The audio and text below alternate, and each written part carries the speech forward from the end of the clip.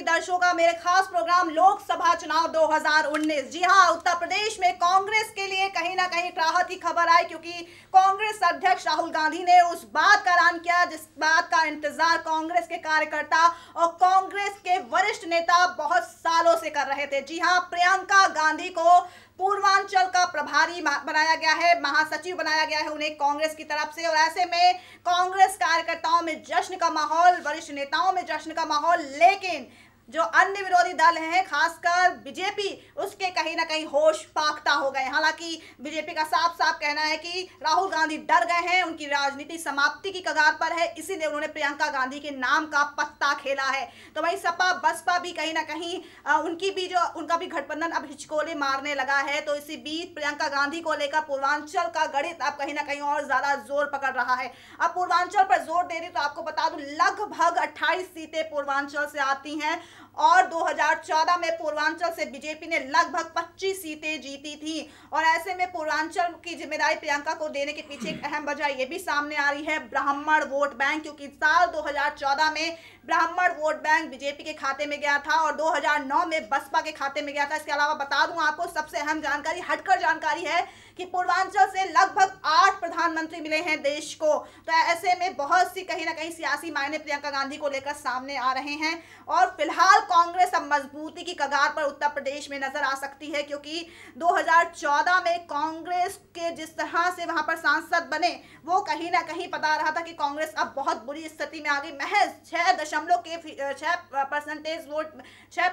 Vote था कांग्रेस का। और ऐसे में आप सोच सकते हैं, अगर 2017 विधानसभा चुनाव में भी यही स्थिति थी उत्तर प्रदेश में, 2014 में भी यही स्थिति थी, 2009 में भी यही स्थिति थी। तो कुल मिलाकर अब कांग्रेस के लिए संजीवनी बूटी का काम कर सकती हैं प्रियंका गांधी। ब्रह्मास्त्र चलाया है राहुल गांधी ने, अब देखते हैं ये ब्रह्मास्त्र सपा बसपा के किले में कितना सेंध लगा पाता है। और सबसे बड़ी बात यह है, कांग्रेस के वरिष्ठ नेता कपिल सिब्बल ने ट्वीट किया है प्रियंका गांधी को लेकर, मुक्त वाराणसी और मुक्त गोरखपुर। और गोरखपुर से सीएम योगी 5 बार सांसद रह चुके हैं, तो वहीं बनारस से पीएम मोदी वर्तमान में सांसद हैं। और ऐसे में पूर्वांचल की जिम्मेदारी सौंपना प्रियंका गांधी को साफ साफ बयां कर रहा है कि वहां पर बीजेपी की गणित को कमजोर करना है, क्योंकि बीजेपी का वर्चस्व पूर्वांचल में काफी कहा जाता है। तो ऐसे में प्रियंका गांधी क्या बीजेपी की गणित को कमजोर कर पाएंगी? कांग्रेस को इस बार कितना फायदा मिलेगा? और वहीं पश्चिम उत्तर प्रदेश में ज्योतिरादित्य सिंधिया को जिम्मेदारी देना कितना फायदा दिला सकता है कांग्रेस को? सपा बसपा के गठजोड़ को कितना नुकसान होगा?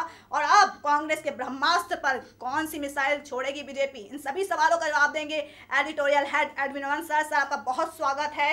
कांग्रेस कार्यकर्ता में जश्न का माहौल होना बनता है। बहुत सालों से बातें की जा रही थी प्रियंका गांधी को लेकर, और फाइनली प्रियंका गांधी को लेकर ऐलान कर दिया राहुल गांधी ने। और ऐसे में पूर्वांचल का सियासी गणित आपको क्या लगता है? देखिए, पहली बात तो बिल्कुल आपकी बात से ही मैं शुरुआत करूंगा कि जिस तरह प्रियंका गांधी को बनाया गया है, उसने ये साबित कर दिया है कि कांग्रेस जरूर रणनीति पे काम कर रही थी बहुत समय से। और राहुल गांधी के लिए ये डायलॉग शायद सही बैठेगा कि जब तक तोड़ेंगे नहीं, जब तक छोड़ेंगे नहीं। क्योंकि लगातार आप देखें तो राहुल गांधी की अगुवाई में कांग्रेस कई सारे चुनाव हारी, और लोगों ने ये तक कहना शुरू कर दिया, ऐसे जानकार थे कि राहुल गांधी के अंदर वो काबिलियत नहीं है कि वो पॉलिटिकली करियर अपना आगे बढ़ा सके या पार्टी को आगे बढ़ा सके। लेकिन आप देखिए जिस तरह से 3 चुनाव कांग्रेस ने जीते, खासकर राजस्थान और मध्य प्रदेश और छत्तीसगढ़ में जो जीत हासिल की, उसने कहीं ना कहीं राहुल गांधी के अंदर एक नई ऊर्जा का संचार किया, नया आत्मविश्वास उनके अंदर लेके आए। उसके बाद से जिस तरह से उनके बोलने का ढंग है, बात रखने का ढंग है, मीडिया वाले खुद हैरान थे कि वही राहुल गांधी हैं जो हमेशा बैकफुट पर हुआ करते थे, आज ये फ्रंट फुट पर होकर खेल रहे हैं। उसके बाद आप देखिए जिस तरह से रणनीति लगातार बिछाई कि हम राजस्थान में सीएम पद को लेकर बात कर रहे थे, हम मध्य प्रदेश में सीएम पद को लेकर बात कर रहे थे, ज्योतिरादित्य सिंधिया को लेकर बात कर रहे थे, सचिन पायलट को लेकर बात कर रहे। लेकिन देखिए दोनों को किस खूबसूरती से उन्होंने अपने लिए यूज करने का प्रोग्राम आगे तक का बनाया था। हम लोगों ने एक प्रोग्राम में बात भी की थी कि आने वाले लोकसभा चुनाव में जरूर वो ज्योतिरादित्य सिंधिया को इस्तेमाल करेंगे, और जरूरत है, युवा है। और देखिए यही किया, क्योंकि यूपी का अगर आप गणित देखें तो हाथी कहा जाता राजनीति का। अगर पूर्वांचल की बात करें तो बिल्कुल कठिन डगर है कांग्रेस के लिए वहां से अपनी जमीन तलाशना। क्योंकि अगर आप देखें तो बीते चुनाव में सिर्फ 2 सीटें महज हाथ लगी, जो रायबरेली और अमेठी की सीटें, जिसके अलावा हर जगह नाकामयाबी कांग्रेस के हाथ लगी। तो ऐसे में बड़ी जरूरत थी कांग्रेस को एक टॉनिक की, एक ऊर्जा के संचार की। ऐसा नहीं है कि हमेशा से कांग्रेस की स्थिति रही है। आप अगर कुछ सीटों की जिक्र करें, फूलपुर से लगातार जो है जो पहले प्रधानमंत्री देश के थे, प्रधानमंत्री जवाहरलाल नेहरू, वो चुनाव लड़ते रहे थे। उसके अलावा मिर्जापुर, प्रतापगढ़, इलाहाबाद, वाराणसी, अमेठी, रायबरेली, बहुत सारी सीटें जहां पर कांग्रेस का वर्चस्व रहा है।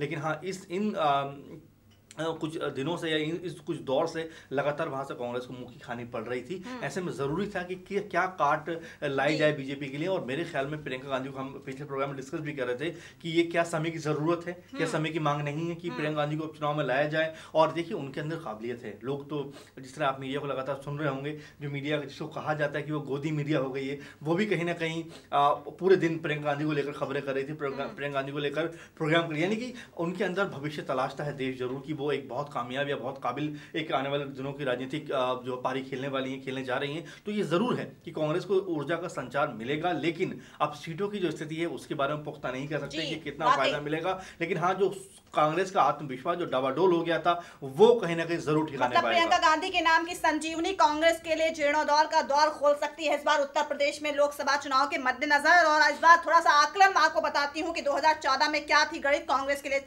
महज 6% वोट मिले थे कांग्रेस को। और कांग्रेस के अगर मैं सांसदों का जिक्र करूं तो महज 2 सीटों पर कांग्रेस ने सांसद बनाए थे, कौन सी, अमेठी और रायबरेली। और इसके अलावा अगर जिक्र करूं मैं 2014 में कांग्रेस के कोर वोटर का, तो ब्राह्मण 11% थे, कुर्मी और कुर्मी जो वोटर से ओबीसी में आते हैं 16% थे, मुसलमान 11% वोट और जाट वैश्य 13% वोट है। ये वोट बैंक मैं इसलिए बता रही हूँ क्योंकि इन वोट बैंक को आप साधने की प्रियंका गांधी कोशिश कर सकती हैं। और साल 2014 में जिस तरह से 2 नंबर पर रही थी, कहा जा रहा है कि 6 सीटों पर 2 नंबर पर कांग्रेस रही थी 2014 में, ये आकलन है कांग्रेस को लेकर। और इसके अलावा कांग्रेस को 2009 में महज जो 28 सीटें पूर्वांचल से आती हैं उसमें लगभग 4 से 5 सीटें कांग्रेस को मिली थी पूर्वांचल से। साल 2014 में पूर्वांचल से कांग्रेस का एक भी खाता नहीं खुला था। साल 2000 विधानसभा चुनाव उत्तर प्रदेश में कांग्रेस की स्थिति बहुत खराब थी पूर्वांचल में। और ऐसे में अब कहीं ना कहीं मैंने आपको जो आंकड़े बताए हैं उसको लेकर अब साफ साफ बयां हो रहा है कि पूर्वांचल में प्रियंका गांधी को बिठाने की सबसे बड़ी जो रणनीति राहुल गांधी ने फिलहाल बनाई है वो बनाई है सीएम योगी और पीएम मोदी को वहां से चारों खाने चित्त करना। और ऐसे में जो क्षेत्रीय दल है, क्योंकि इस बार जो लोकसभा चुनाव में क्षेत्रीय दल की बहुत अहम भूमिकाएं नजर आ रही हैं। शिवपाल सिंह यादव अलग पार्टी बना चुके हैं, राणा भैया अलग पार्टी बना चुके हैं, सपा बसपा का गठबंधन हो गया है, बीजेपी और अनुप्रिया के बीच बन नहीं रही है बात, कांग्रेस ने 80 सीटों पर लड़ने का ऐलान किया है। बहुत से सवाल खड़े हो रहे हैं, सर ऐसे में क्या करेंगे, क्षेत्रीय दलों की भूमिका क्या होगी और प्रियंका गांधी क्या इसमें कोई अहम भूमिका कांग्रेस के लिए निभा सकती है? बिल्कुल, जब गठबंधन की बात हो रही यूपी में तो लगा था कि जरूर कांग्रेस को शामिल करेंगे, जरूर उनको सीटें देंगे वहां से। लेकिन आप देखिए अंत तक ये सिर्फ कयासों को दौर ही चलता है, क्योंकि अगर आप ठीक से देखेंगे तो 38 सीटों पर चुनाव लड़ते हुए नजर आ रहे हैं सपा और बसपा, और कुछ एक सीटों पर आरएलडी चुनाव लड़ती हुई नजर आ रही है। यानी कि कांग्रेस के लिए उन्होंने सिर्फ 2 सीट छोड़ी, वो भी जो उनकी पारंपरिक सीट हैं उनको छोड़ा। तो यानी कि ये एक बहुत बड़ा कांग्रेस के भी पलटवार करने का मौका था कि अगर आप हमें कुछ नहीं समझते तो हम भी आपको कुछ नहीं समझेंगे और हम 80 सीटों पर चुनाव लड़कर आपको दिखाएंगे। देखिए रणनीति क्या होती है कि प्रियंका गांधी को आप लेकर आए पूर्वांचल, जहां पर लगातार देखेंगे कि बड़ा एक तरीके से वर्चस्व बीजेपी का माना जाता है और सीटें भी मिलती हैं उनको। इसके अलावा अगर आप पश्चिमी उत्तर प्रदेश की तरफ निगाह डालेंगे तो यहाँ पर आपको ज्योतिरादित्य सिंधिया नजर आएंगे, जो खुद युवा हैं और मध्य प्रदेश में कांग्रेस को जीत का तमगा लगाकर वहां पहुंच रहे। यानी कि देखिए दोनों जगह कांग्रेस के लिए पॉजिटिविटी वाली बात है। और दूसरा सबसे महत्वपूर्ण पक्ष जो गायत्री जी है कि दोनों कहीं ना कहीं युवाओं के चहेते भी हैं, युवा उनको पसंद करते हैं, क्योंकि हमारे देश की अगर मैं कहूँ तो 35 से 40 की जो एज ग्रुप है वो कम से कम 60% के आसपास आता है। तो यानी कि ये कांग्रेस के लिए एक बेहतर मौका हो सकता है। सबसे उससे भी महत्वपूर्ण बात ये गायत्री जी कि जिस तरह से राहुल गांधी को चुका हुआ मान लिया गया था, उसके इस सब होने के बाद कहीं ना कहीं यूपी में एक स्थिति बदलती हुई सी नजर आ रही है कांग्रेस के लिए। अगर हाँ ये वोट बैंक में बदल पाई तो कांग्रेस को जरूर वहां से कुछ सफलता मिलेगी, जरूर कुछ सीटें मिलेंगी। जो 2 सीटों की लगातार लोग हंसी भी बनाते थे, मजा भी बनाते थे कि ये सिर्फ 2 सीटों पर सिमट के कांग्रेस रह गई है। उस जो मेरे ख्याल से उससे ऊपर जरूर कांग्रेस उठेगी और कुछ सीटें जरूर हासिल करेगी। वाकई। और राहुल गांधी का एक स्टेटमेंट आया था कल कि उन्होंने कहा था कि अब वो अपना सीएम बनाने का काम करेगी उत्तर प्रदेश में। और फरवरी के शुरुआती हफ्ते से या जनवरी के कुछ जो जैसा कि जनवरी को खत्म होने में कुछ ही दिन बाकी हैं, तो ऐसे में कहा था 12 जनसभाएं करेंगे राहुल गांधी और वहां पे उनकी रैली का आगाज शायद लखनऊ से हो सकता है। प्रियंका गांधी पहले सप्ताह में कांग्रेस का जो जिम्मा मिला है उसको संभालने के लिए बिल्कुल तैयार रहेंगी। तो ऐसे में क्या लगता है राहुल गांधी और प्रियंका गांधी अब साथ साथ चुनावी रैली करेंगे? हालांकि पहले अमेठी और रायबरेली में ही अमेठी नजर आती थी प्रियंका गांधी, लेकिन अब राहुल गांधी के साथ ताल में ताल मिलाएंगी।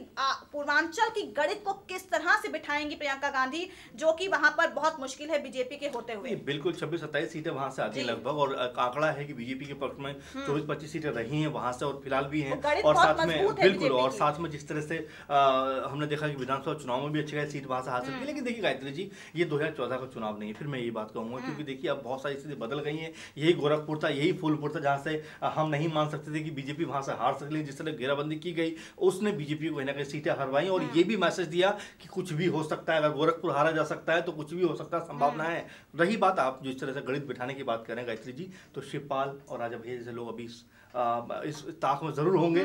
कोई तो उनका भी हाथ पकड़े, कोई तो उनके भी साथ जाए, लेकिन क्या कांग्रेस इन दोनों दलों के साथ जाना चाहिए? क्या शिवपाल जो लगातार बीजेपी विरोधी बातें करते रहे, बीजेपी विरोधी जो विचारधारा है उनके साथ में जाने की बात करते रहे, तो ऐसे में क्या वो कांग्रेस साथ आना चाहेंगे?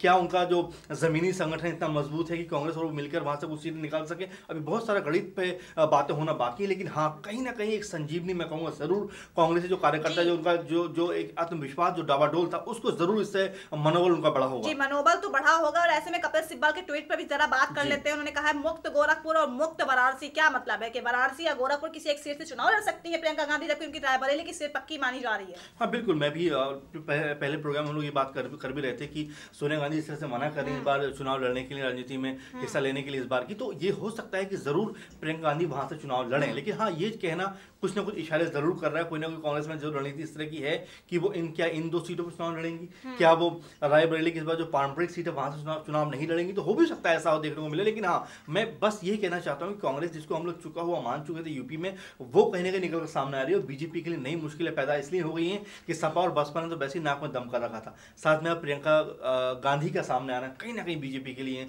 बड़ा झटका साबित हो सकता है। बीजेपी के लिए बड़ा झटका साबित हो सकता है। जाते जाते एक सवाल, बीजेपी प्रियंका गांधी का तोड़ कैसे निकालेगी? भले कह रही है कि हमें कोई फर्क नहीं पड़ता है, लेकिन फर्क तो पड़ रहा है। तभी तो शायद बीजेपी के भी होश पाकता हो रहे हैं। और पीएम नरेंद्र मोदी ने भी रैली में जिक्र किया, इशारों में जिक्र किया, लेकिन जिक्र तो कर दिया प्रियंका का। बिल्कुल, जमीनी स्तर पर अगर हम बीजेपी की बात करें तो कहीं भी नजर नहीं आ रही है अभी।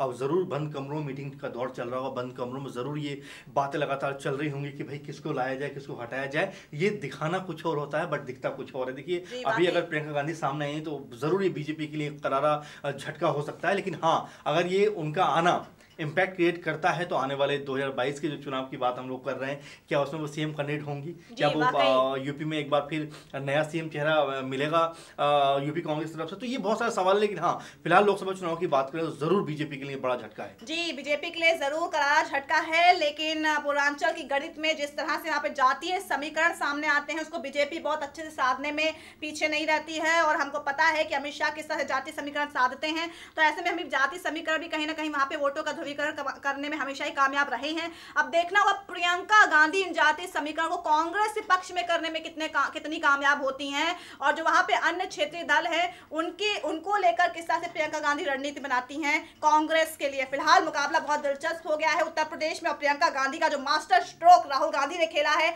उससे कहीं ना कहीं देखा जाए तो बीजेपी के अभी अंदर खेमे में बहुत ज्यादा हलचलें तेज हो गई हैं। अब देखना होगा बीजेपी कैसे प्रियंका गांधी की इस जोड़ का तोड़ निकालती है। तो दर्शकों, आज के खास प्रोग्राम में बस इतना ही। लोकसभा चुनाव 2019 से जुड़े और भी अहम मुद्दे हैं, मैं लेकर आऊंगी एक एक करके आपके सामने, बारीकी से रखूंगी हर सीट की जानकारी, हर नेता से जुड़ी जानकारी। बने रहिए आप SPN 9 न्यूज के साथ। नमस्कार।